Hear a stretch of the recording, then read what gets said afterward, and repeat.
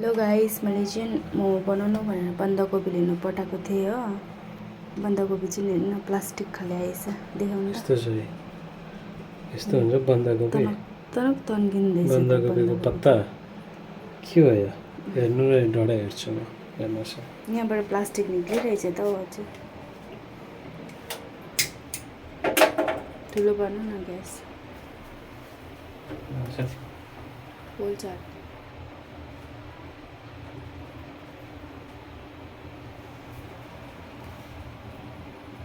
हेर्नुहोस् न, जल्दैन पनि हो।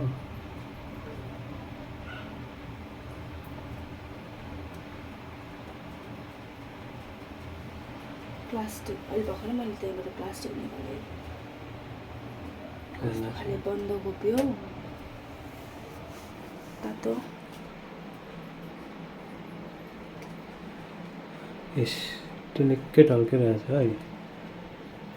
हेर्नु नि, रबर जस्तो यसो गर्दा चुडिँदैन। हेर्नु नि,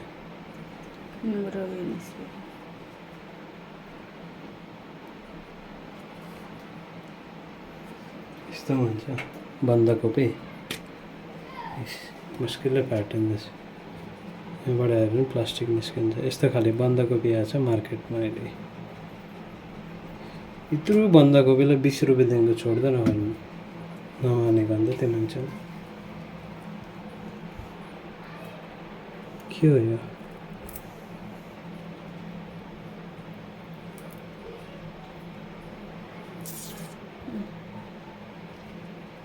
के खाले बन्दाकोपी हो त? तन्किँदा पनि यस्तो हुन्छ त। के हो यो? यस्तो तन्केको नि। के हो यो? यस्तो हुन्छ बन्दाकोपी? हेर्नुहोस् है, लुट्दैछ मान्छेलाई। मर्छ नि अन्त यस्तो खायो भने त। हेल्थ त बर्बाद छ त अन्त।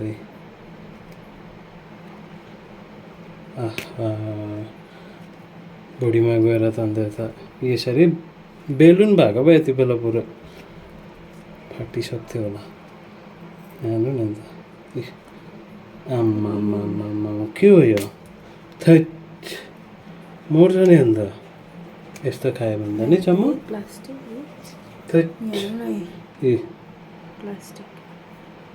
मर्छ नि यस्तो खायो भने त। खै पक्रिँदै निकालौँ। यस्तो छ मार्केटमै सब प्लास्टिक।